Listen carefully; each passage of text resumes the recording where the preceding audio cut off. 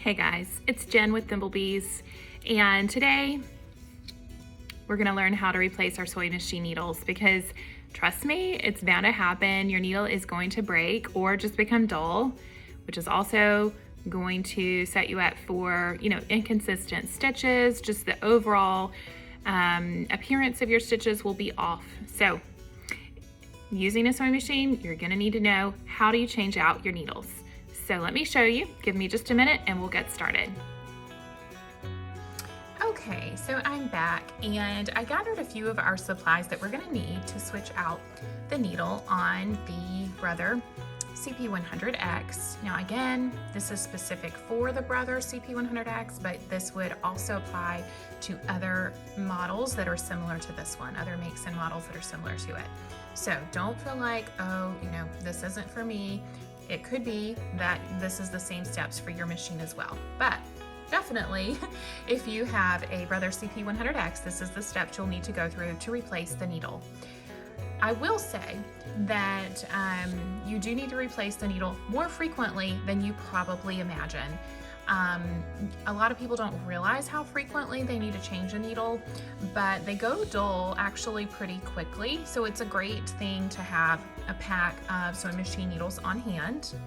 My favorite brand is the Schmidt's needles, just like you see here in this packet. These are the universal Schmidt's needles. They're going to come in all different types of sizes. They also, of course, come in different they'll come in different qualities for different techniques. So for instance, if you're doing jersey, stretch knit, things like that, you will switch over to a ballpoint needle or a stretch needle. So Schmidt's also makes a wide variety of different needles based on the technique that you are using the needle for. So, but just for your basic sewing, you're gonna go with your universal needles, like for your woven fabrics. And you can see how these have different numbers on the bottom of the packaging there. And it goes from 70/10 to 90/14. Those are basically sizes of the needle itself. So the smaller the number, the thinner the needle. The larger the number, the thicker the needle. So that also applies to your fabrics. For instance, if you're using a lighter weight fabric, I would go with the 70.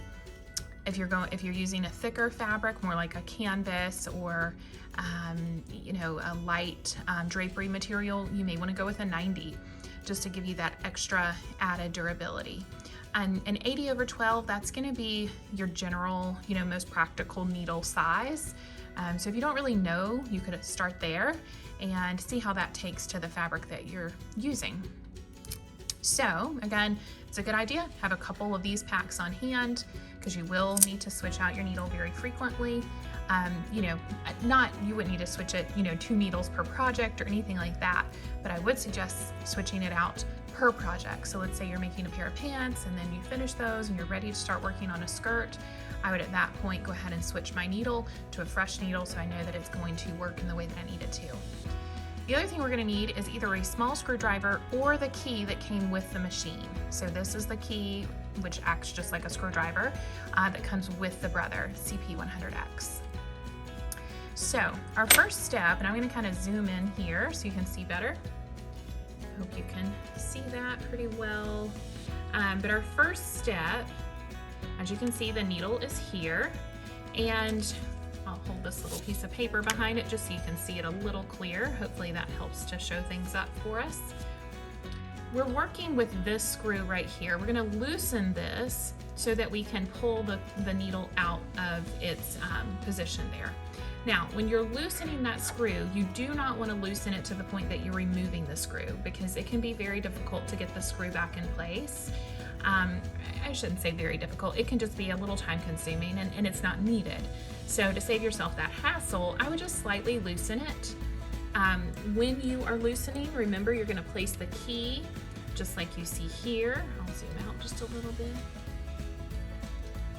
So I'm placing the key into this screw here, and I'm going to twist it towards myself at the same time that I'm holding the needle because I don't want it to fall down into the sewing machine. Now, you don't need a piece of paper behind yours, but I'm just putting that there for you guys so you can see a little bit clearer. Give it another twist. And maybe one more. So at this point, the needle should slide out of its position there. And we can dispose of this. I usually either wrap some paper tape around the end of it or place it, in a piece of paper that's folded up almost like a little pocket, just some way to safely dispose of that. When you're ready to replace the needle, you're going to go ahead and take one of the needles out of the packet.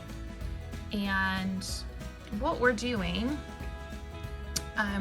is we want to get the needle in the right position, because believe it or not, there's actually a front and a back to the needle. And I'm going to try my best to show this on the screen here. Let's see if I can get it to focus.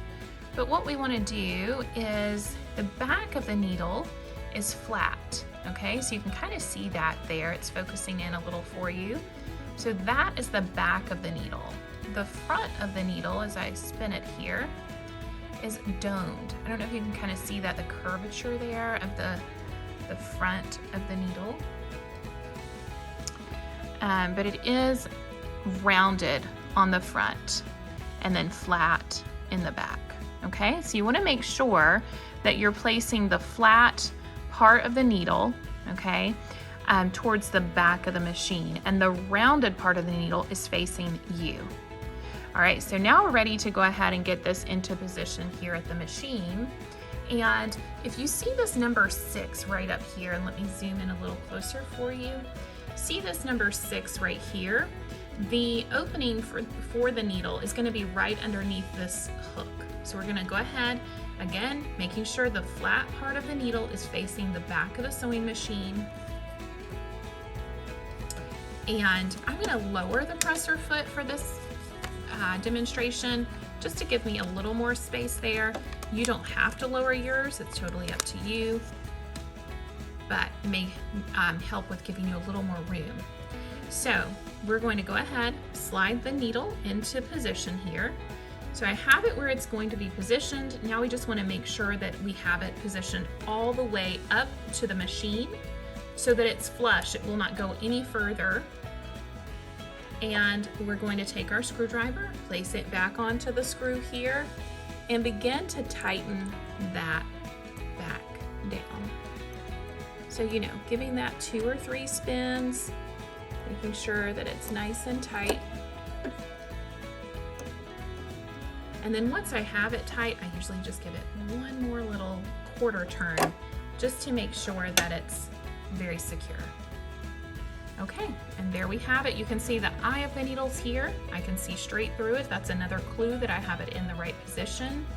I can also see the little color code system right up here. Don't know if you see the colors on the needle there, but that's telling us the size of this particular needle.